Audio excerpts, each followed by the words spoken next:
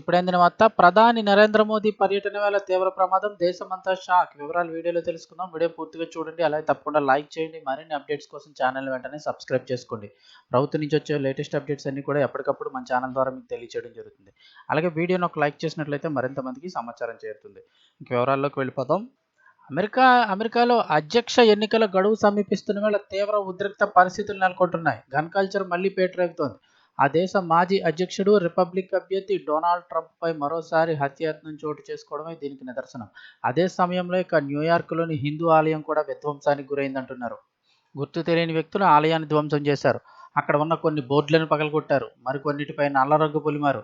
హిందుస్థాన్ ముర్దాబాద్ అంటూ నినాదాలను ఆలయం ముఖద్వారంపై రాశారు. ప్రధానమంత్రి నరేంద్ర మోదీని టెర్రరిస్టుగా సంబోధించారు. న్యూయార్క్ శివార్లలోని మెల్విల్వే ప్రాంతంలో ఉంటుంది బీపీఎస్ స్వామినారాయణ ఆలయం. 2016 అక్టోబర్ 9న ఈ ఆలయం అయితే ప్రారంభమైంది. స్వామినారాయణ సంస్థాన్ ట్రస్ట్ పరిధిలో ఉంటుంది ఇది. ఈ ఆలయ నిర్వహణను బాధ్యతలు ఈ ట్రస్ట్ పర్యవేక్షిస్తుంది. ఈ నెల 22వ తేదీన ప్రధాని నరేంద్ర మోదీ న్యూయార్క్లో పర్యటించాల్సి ఉంది. అయితే ఈ ఆలయం ఉన్న మెల్విల్వేకు సరిగ్గా 28 కిలోమీటర్ల దూరంలో ఉన్న నస్సా వెటర్సన్ మెమోరియల్ కొలీజియంలో ఏర్పాటయ్యే ఓ భారీ కార్యక్రమంలో ప్రధాని నరేంద్ర మోదీ గారు అయితే పాల్గొనాల్సి ఉంది. ఈ పరిస్థితుల్లోని ఈ ఘటన చోటు చేసుకోవడం ప్రాధాన్యత అయితే సంతరించుకుందని చెప్తున్నారు.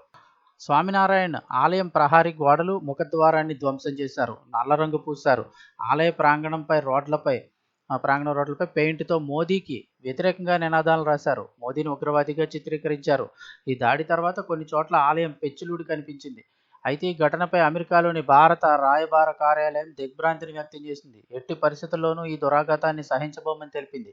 తన అసంతృప్తిని అమెరికా ప్రభుత్వానికి తెలియజేస్తున్నామని పేర్కొంది. సంబంధిత అధికారులకు ఫిర్యాదు చేశామని, ఈ దాడికి పాల్పడిన వారిపై కఠిన చర్యలు తీసుకోవాలంటూ డిమాండ్ చేస్తున్నామని వివరించింది. ఈ ఉదంతం పట్ల స్వామినారాయణ సంస్థాన్, హిందూ అమెరికన్ ఫౌండేషన్ తీవ్రంగా తప్పుపట్టాయి. పిరికి పందల చర్యగా అభివర్ణించాయి. ద్వేషానికి పరాకాష్ఠగా పేర్కొన్నాయి. దీనిపై ఇప్పుడు సమగ్ర దర్యాప్తు జరిపించాల్సిన అవసరం ఉందని, నిందితులను అరెస్ట్ చేయాలని, అలాగే కఠినంగా శిక్షించాలని డిమాండ్ చేశాయి. సమాచారం అందిన వెంటనే యుఎస్ సెనేటర్లు నిక్ లాలోటా, టామ్ సుయేజీ అలాగే మిగిలిన వారు కూడా ఈ ఆలయాన్ని అయితే సందర్శించారు. స్వామినారాయణ సంస్థాన్ ప్రతినిధులతో మాట్లాడి వారికి భరోసానైతే ఇచ్చారు.